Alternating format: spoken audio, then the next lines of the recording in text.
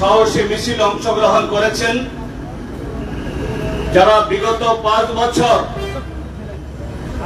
সারা ত্রিপুরাজ্য সহ এই জিরানিয়াকে অবরুদ্ধ করে রেখেছিল, তাদের সমস্ত রক্তচক্ষু হুমকিকে মারিয়ে আমি আপনাদের সকলকে আমাদের পার্টি রাজ্য কমিটির তরফ থেকে এবং আমার নিজের তরফ থেকে অভিনন্দন এবং শুভেচ্ছা জ্ঞাপন করছি।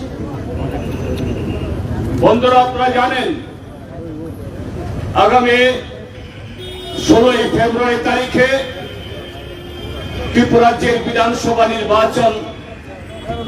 এই নির্বাচনে ত্রিপুরাজ্যের নির্বাচক মণ্ডলে নতুন একটা সরকার গড়ার জন্য, নতুন একটা শাসন ব্যবস্থা তৈরি করার জন্য তারা ভোট দেবেন।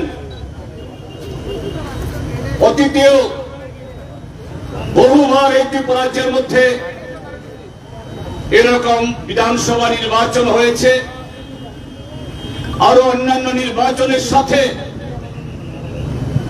কিন্তু এবারে নির্বাচন এটা শুধুমাত্র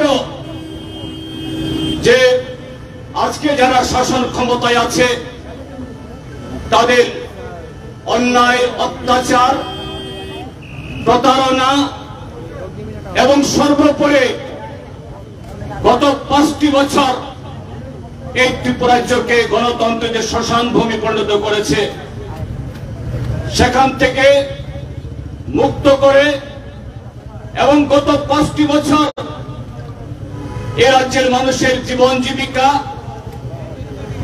কাজের অধিকার এটাকে স্তব্ধ করে দিয়ে আবার সেই যে মানুষের অধিকার ফিরিয়ে আনার একটা ভোট না,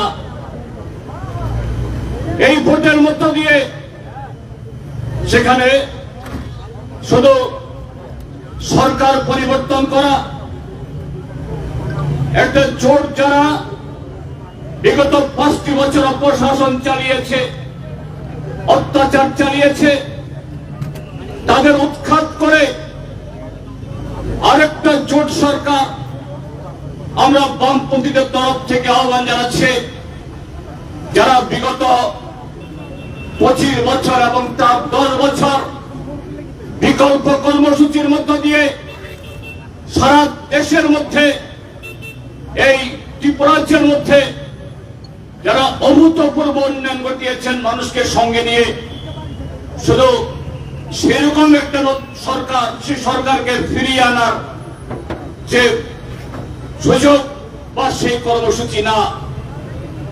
গত 5 বছর ত্রিপুরাজ্যের মধ্যে আজকের যারা বিদায়ী শাসক দল, তারা ত্রিপুরাজ্যকে কিভাবে ভারতের গণতন্ত্রকে, সংবিধানকে ধ্বংস করে দেওয়া যায়, দীর্ঘ যে লড়াই সংগ্রাম আত্মত্যাগের মধ্য দিয়ে, যে স্বাধীনতার মধ্য দিয়ে স্বাধীনতার সংগ্রামীদের আকাঙ্ক্ষা আমাদের এই সংবিধান তৈরি হয়েছে, এই সংবিধানকে ভর করে ধর্মনিরপেক্ষ কাঠামো এবং তার পরম্পরা তৈরি হয়েছে।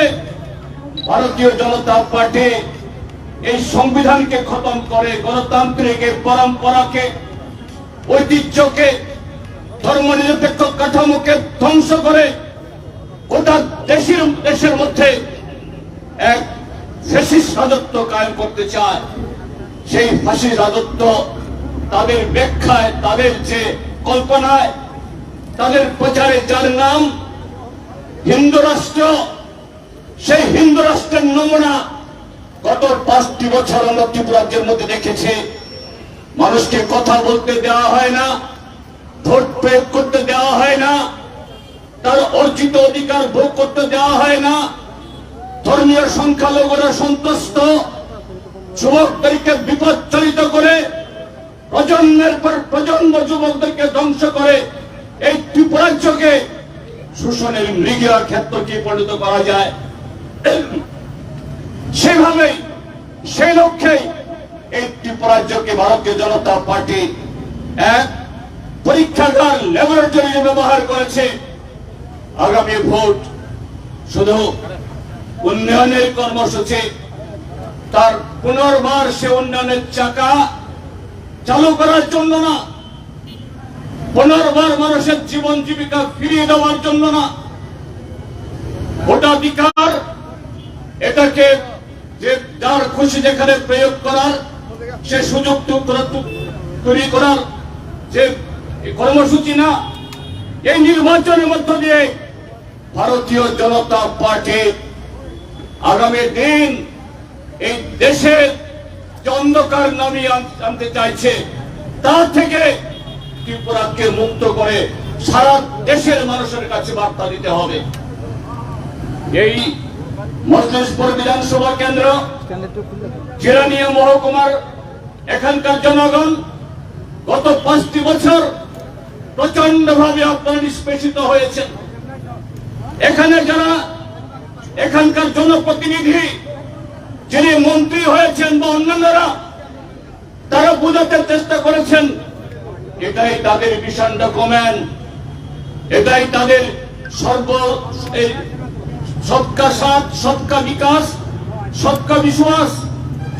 তারা এই গত 5 বছরটি এই জিরানিয়া মহকুমা মজলিশপুর বিধানসভা কেন্দ্রে অত্যাচারের স্টিমুলার চালিয়ে তারা বোঝাতে চেষ্টা করেছেন এটাই এক ত্রিপুরা শ্রেষ্ঠ ত্রিপুরার যে তার কর্মসূচি। আপনারা অভিজ্ঞতা অর্জন করেছেন।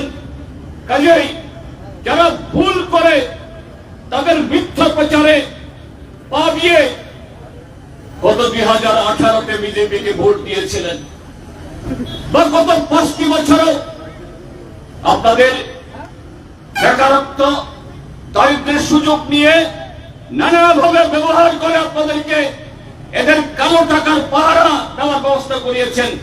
আপনাদের কাছে অনুরোধ করব, আপনারা আমাদের শত্রু নন।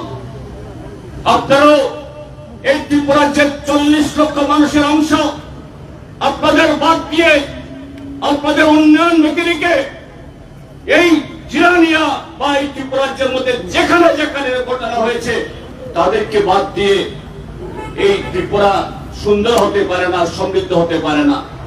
কাজেই আমরা আশা করব, আজকে লক্ষ্য করেছেন শত শত যুবক যুবতী, মা বোনেরা সমস্ত রক্ত চক্ষুকে তোয়াক্কা না করে তারা নেমেছেন।